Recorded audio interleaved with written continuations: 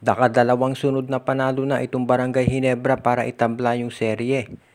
Nakita natin kung paano nag-dominate itong Barangay Ginebra at itong dalawang sunod nilang panalo ay hindi dikit.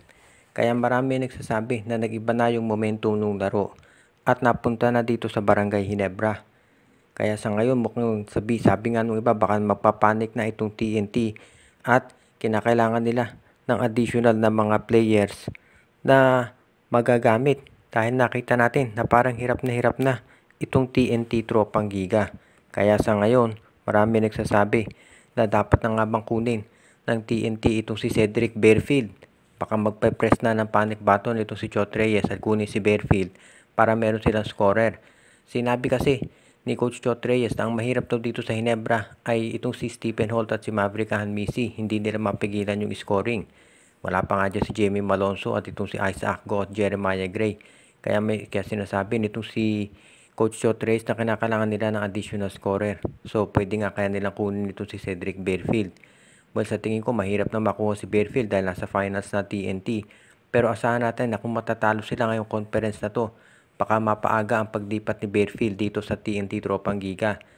Yes, 1 year yung contract, 2 years yung contract ni Barefield sa Blackwater.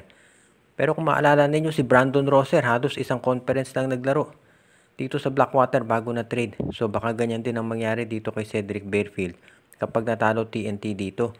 Kasi ang masakit dyan, lamang sila 2-0 doon sa serye para tapos ngayon natabla na ng Barangay Ginebra. Kaya huwag tayong magulat kung yan ang gagawin ng TNT.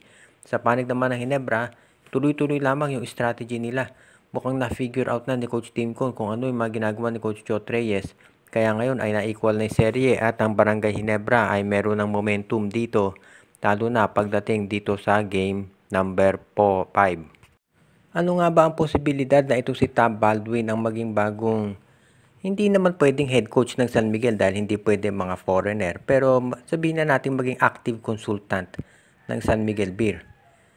Ito si Tom Baldwin, alam natin may kontrata yan dito sa Ateneo at nagko-coach siya ngayon sa UAAP. Pero anytime ay pwede namang i-buyout ng San Miguel yan kung gusto nila. Meron naman silang pondo dyan obviously. At baka itong ang Ateneo ay baka tanggalin na ito si Tom Baldwin pagkatapos nitong struggles na nangyayari sa kanila. Yung latest na talo nila dito sa UP, grabe yung score. Kaya posible nga kaya na baka hindi na kinakailangan mag-buyout ng San Miguel Beer ng kontrata at ito si Tom Baldwin ay tanggalin na dito ng Ateneo. At kung yan ay mangyari, posible na siyang offeran ng kontrata nitong San Miguel Beer. Kung sakali nga, ito si Tom Baldwin, hindi siya pwede na maging head coach ng San Miguel dahil foreigner siya. Pero pwede siya na maging active consultant katulad nitong ginagawa ni Iraiko Toroman dito sa Converge Fiber Xers. At kung maalala ninyo, itong si Mark Dickel dati dito sa TNT Tropang Giga. Kaya yan ang aabangan natin ngayon kung yan ang posibleng mangyari. Sa Meralco, of course, si Nenad Vucinic, siya ang active consultant ng Meralco at ang head coach si Luigi Trillo. Pero alam naman natin kung sino ang tumatawag ng mga plays doon talaga. Kaya sa ngayon, yan ang titignan natin dito kung gagawan niya ng paraan ng San Miguel Beer na ganyan ang mangyayari. Kung sakasakali nga na ito si Tom Baldwin maging active consultant ng San Miguel Beer, baka magkaroon na ng pagbabago dito sa sistema nila ngayon. Kaya yan ang pwede nating masabi na magkakaroon ng major changes dito sa SMB.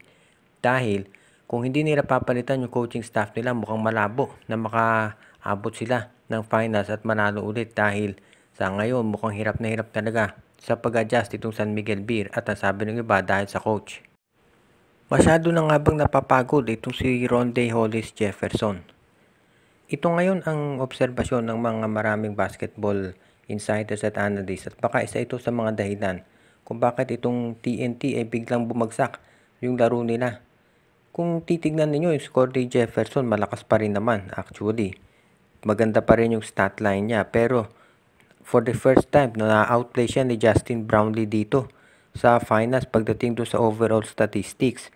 At kaya ngayon, marami nagsasabi na sobrang haba nung minuto na nilalaro nitong si Ronde Hollis Jefferson.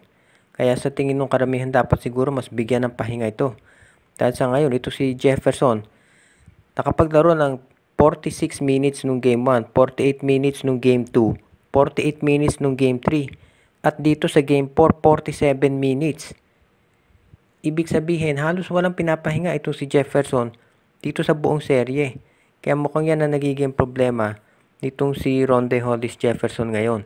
Kaya ito ang masasabi natin na bilang isang fan at bilang isa na ring basketball analyst na kinakailangan na ipahinga to ni Coach Chot. Pero mukhang malabo yung mangyari ngayon dahil nakita na natin na yung momentum nasa Hinebra. Inamin na yan ni Coach Chot Reyes. Kaya kinakailangan ngayon na baka mas lalo pang humaba, baka hindi na ilabas itong si Jefferson. Ang advantage lang ng TNT, meron 2 araw na pagitan bago dito sa Game 5 sa Wednesday pa.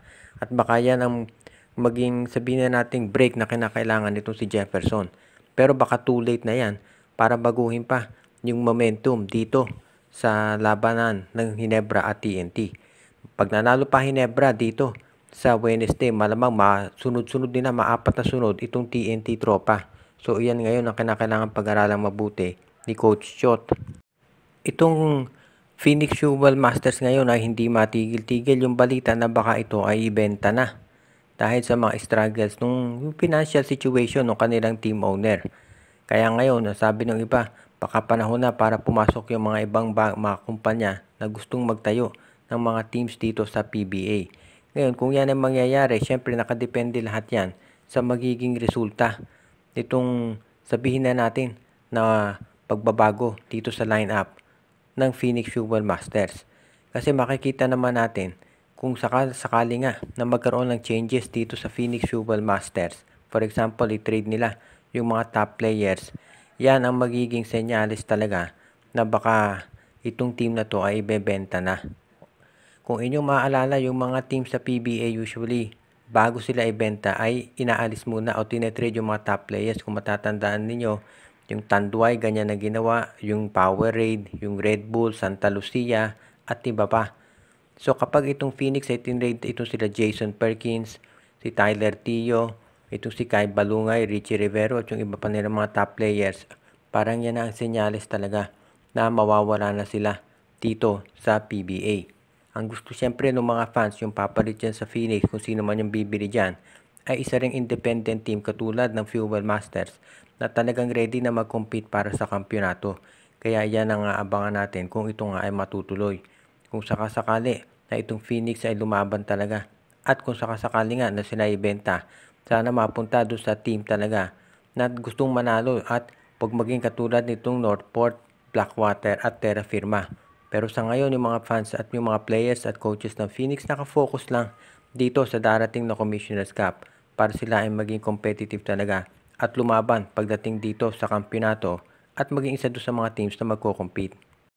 Shout out kay Joshua Giray, Espejo at Rosales family, Joseph Pineda, Jonel Alagon, Celivitz at Celino Valles family, kay RG Bueno at Dalina family, Dalmacio de Guzman, Alicia Garcia, si Enju, Dexter Domer, binabati din natin si Alicia Garcia, si Alfonso Dindin at Terdy Balaba, si Andrea Alexis at Mitch Bagares, si Junjun, Angie, Patpat at B-Boy Matas, Tolito Kakayon, Michael D., Jervin Chris, Katsakino Dukusin, pinabati din natin si Edwin Carmona Jr., Ireneo Salangsang, Alicia Garcia, pati na rin si Anthony Alon, si Malyari Mascarinas, at ang iba pa nating taga-subaybay.